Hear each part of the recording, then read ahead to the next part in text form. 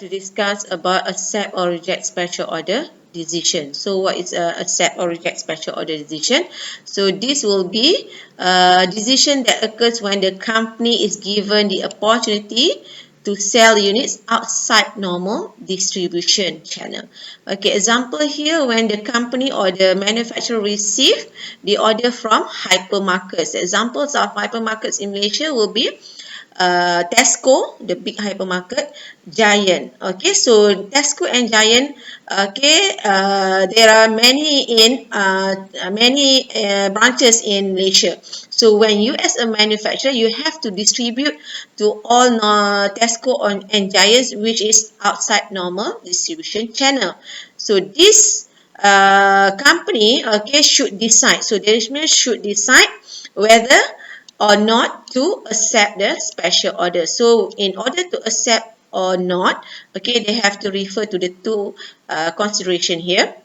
Number one will be the units have to be sold below normal selling price. If you refer to Tesco and Giant, there are many products under Tesco and Giant, brand name Tesco and Giant. Normally the price is lower. So when they sell to the customer at the lower price, normally they will purchase from the manufacturer at the lower price. So you as a manufacturer have to decide whether you want to accept the order from Tesco and Giant or not, because you have to sell to them at the lower selling price compared to the normal selling price. And then the second item is about idle capacity, whether the company has idle capacity or not. Okay, only those that will be affected taking the order are relevant. Example, variable production cost. So how to decide? Okay, we have to consider the cost of special order. So the cost that should be considered will be the relevant cost. So the relevant cost, number one, will be variable cost. Okay, the fixed manufacturing cost normally is irrelevant. Okay, the general fixed cost, the common fixed cost, normally irrelevant. However, if there is specific fixed cost, okay, specific fixed cost for manufacturing, if you accept the order, you have to increase your fixed cost. So this fixed cost will be relevant. So you have to take into consideration. Okay, management should accept the special order if some contribution is made. So if you have contribution margin positive from special order, you should accept the special order. So the cost to be considered here is only the cost that affect the decision. That means only the relevant cost.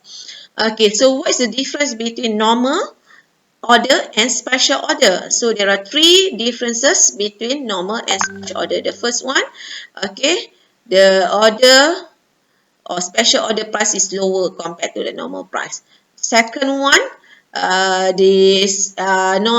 distribution is outside normal distribution for special order. The third one, okay, usually the customer of the special order will buy in a large quantity. So if you refer to Tesco and Giant, normally they will buy at a lower price, but normally they will order at a large quantity. Okay, the problems. Okay, problems of special order. The problems here is about the capacity. So you have to identify whether the company has shortage or surplus capacity. So if there is shortage capacity, it's a problem to the company. So when the firm is operating below maximum capacity, so that means there are extra capacity. So when they accept the special order, there is no problem because they have excess capacity. However, if there is operating at maximum capacity, that means you have to consider a few factors to be considered here. Okay, where before you make a decision to accept or reject, because you work at full capacity. So when you work at full capacity, if you accept the special order, you have to forego your normal sales. That means loss of normal sales. Okay, now we refer to the explanations, okay, of the capacity. Okay, example, the company has a full capacity. Full capacity means 100%. So 100%, let's say 1,000 units. Okay, and then their current capacity, now they operate below maximum. Okay, it's only 80%. So 80% is equal to 800,000. 800. So they has idle capacity 200 units. Okay, 200 units. So when they receive the order, okay, 100 units, so that means they still have the balance. So balance how many units is another 100. So balance 100 means surplus. So when they have surplus capacity, they do not have to forgo the current capacity 800. So there's no problems of shortage of capacity. So there is no opportunity cost because they do not have to forgo.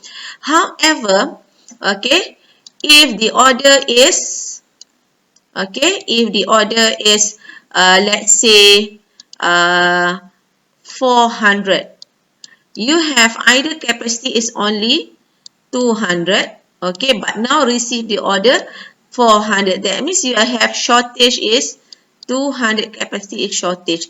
So when there is shortage of capacity, you have to consider here. Okay, so if you have a shortage of capacity 200, the company may have to increase the capacity. The full capacity should be increased, not 1000, maybe 1200 to cover 200 shortage capacity. If the company do not want to increase the maximum capacity here, so they have to forgo the current capacity. That means they have to forgo the normal sales. So if they forgo the normal sales, that means they have opportunity cost. That means contribution margin foregone from the normal sales. So the 800 here will be reduced by 200 to cover the special order. Okay, now we refer to the decision whether to accept the reject the special order. So we consider about the contribution margin or profit from the special order. So we refer to special order.